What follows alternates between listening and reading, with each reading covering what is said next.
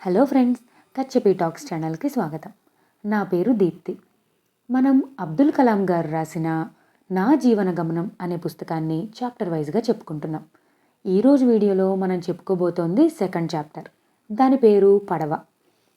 ఈ చాప్టర్ ద్వారా మనకి కలాం గారి జీవితంలో పడవ అనేది ఎంత ఇంపార్టెంట్ రోల్ ప్లే చేసిందో తెలుస్తుంది. ఇక లేట్ చేయకుండా ఈరోజు వీడియోని స్టార్ట్ చేసేద్దాం. కలాం గారి మాటల్లోనే మనం ఈ చాప్టర్ని తెలుసుకుందాం. నా చిన్నతనంలో మేము రామేశ్వరం అనే దీవిలో ఉండేవాళ్ళం. అంటే సముద్రానికి మా జీవితంలో చాలా ముఖ్య పాత్ర ఉండేది.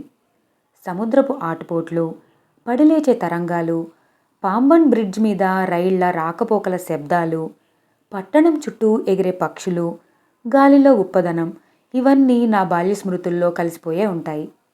మా చుట్టూ ఉన్న సముద్రం మాలో చాలామందికి ఒక జీవనోపాధి కారకురాలు. అక్కడి వారిలో దాదాపు అందరికీ సముద్రంతో లంకె ఉంది.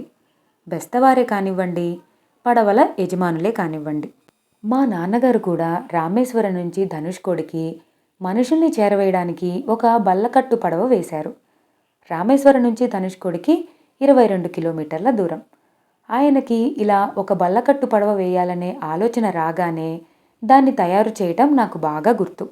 రామేశ్వరం ప్రాచీన కాలం నుంచి ఒక పుణ్యస్థలం. సీతమ్మను రక్షించి తేవడానికి, లంకకు వెళ్లే వారధి కట్టడానికి రాముడు ఇక్కడ నివాసం ఉన్నాడని అంటారు. రామేశ్వరంలోనిది శివాలయం.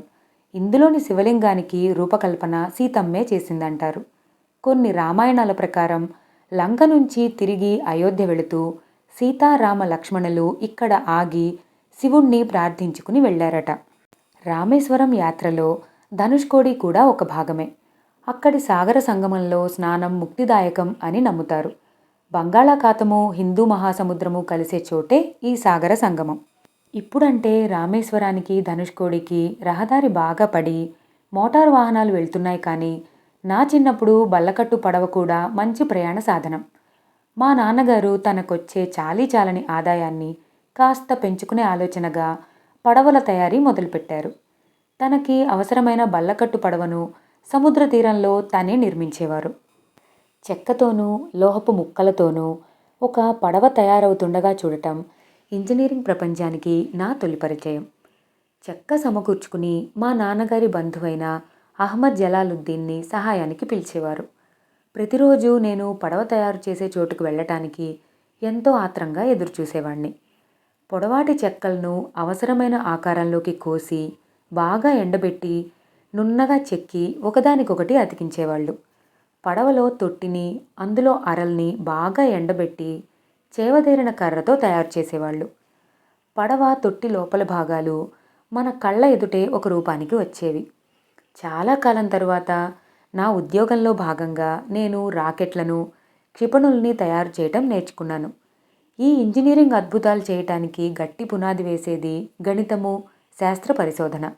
కానీ ఆ కాలంలో ఆ సముద్ర తీరాన తయారై ప్రయాణికుల్ని ఒకచోటు నుండి మరొక చోటుకి చేర్చిన ఆ పడవ మా దృష్టిలో అంతే అద్భుతమైన రూపకల్పన అని నాకు అనిపిస్తూ ఉంటుంది.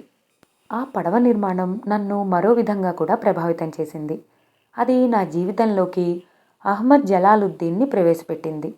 అతను నాకంటే చాలా పెద్దవాడైనప్పటికీ మా ఇద్దరికీ స్నేహం బాగా కుదిరింది. నాలో సహజంగా ఉండే ప్రశ్నించే గుణాన్ని, అన్నీ తెలుసుకోవాలనే జిజ్ఞాసని అతను కనిపెట్టాడు. నేను చెప్పేదంతా ఓపికగా విని నాకు సలహా ఇస్తూ ఉండేవాడు. అతనికి ఇంగ్లీష్ చదవటం, రాయటం వచ్చు. శాస్త్రజ్ఞుల గురించి, కొత్త కొత్త ఆవిష్కరణల గురించి చెప్పేవాడు. సాహిత్యం గురించి, వైద్య శాస్త్రం గురించి కూడా చెప్పేవాడు. మా పడవ తయారు చేసే ప్రదేశంలోనో, సముద్రపు ఒడ్డునో, రామేశ్వరం వీధుల్లోనో అతనితో కలిసి నడుస్తూ ఉంటే నాలో కొన్ని ఊహలు, కోరికలు తలెత్తేవి. పడవ నడపటానికి మా నాన్నగారు కొంతమంది మనుషుల్ని నియమించారు. యాత్రికులు బృందాలుగా దానిలో ధనుష్కోడికి వెళ్ళొచ్చేవారు. అప్పుడప్పుడు నేను కూడా వాళ్లతో పాటు పడవ ఎక్కేసి నడిపే వాళ్ల మధ్య కూర్చుని ధనుష్కోడి వెళ్ళొచ్చేవాణ్ణి. అప్పుడే రాముడి కథ విన్నాను.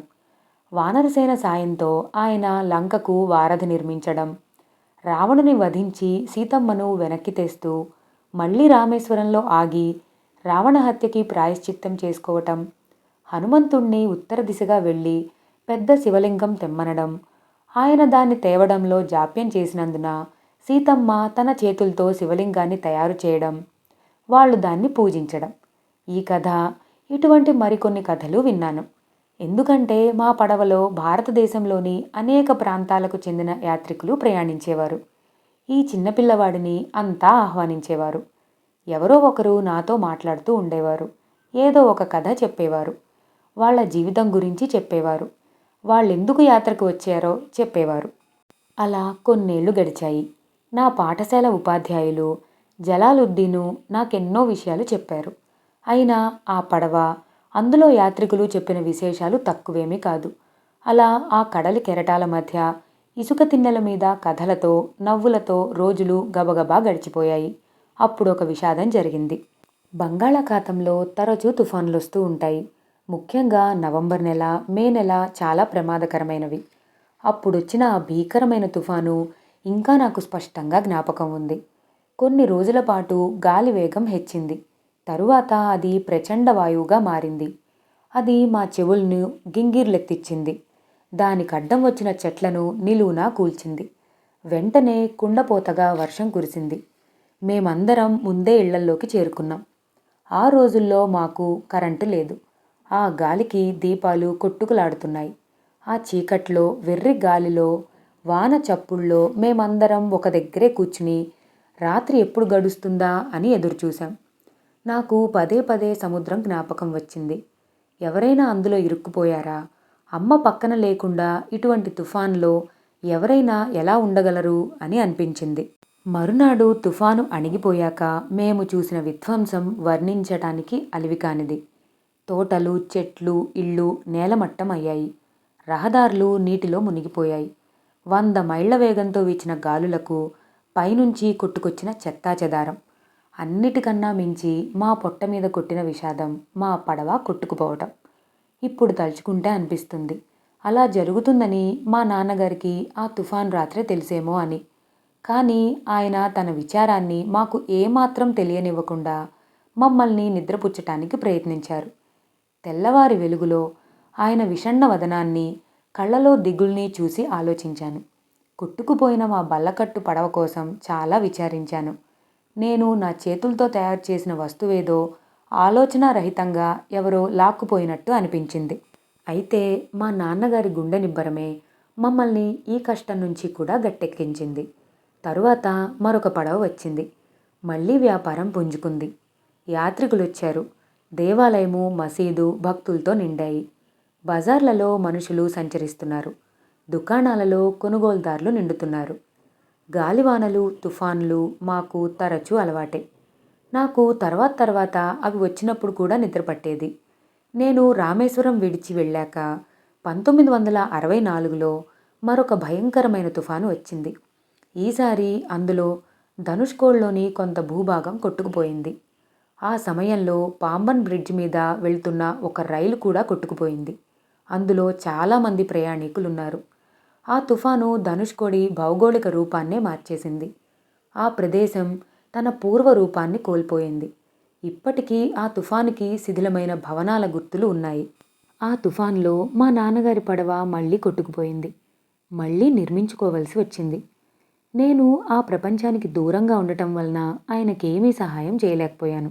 కానీ నేను ఉపగ్రహాన్ని పైకి పంపే రాకెట్ను రూపొందిస్తున్న సమయంలోనూ, పృథ్వీ, అగ్ని, క్షిపణుల తయారు చేసి వాటిని పైకి పంపే సమయంలో ఏర్పడిన కొన్ని భంగపాట్ల సమయంలోనూ, బంగాళాఖాతం వద్ద తుంబా, చండిపూర్ ప్రాంతాల్లో విస్తృతంగా వర్షాలు కురిసినప్పుడు ఆ తుఫాను రాత్రి మా నాన్నగారి చూపుల్లో కనిపించిన భావాలను గుర్తు తెచ్చుకునేవాణ్ణి.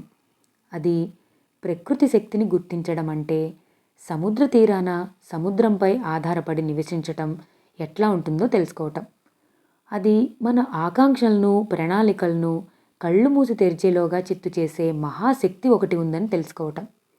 ఇక్కడ నిలిచి బ్రతకడం అంటే కష్టాలను ఎదుర్కొని జీవితాన్ని పునర్నిర్మించుకోవడం అన్నమాట.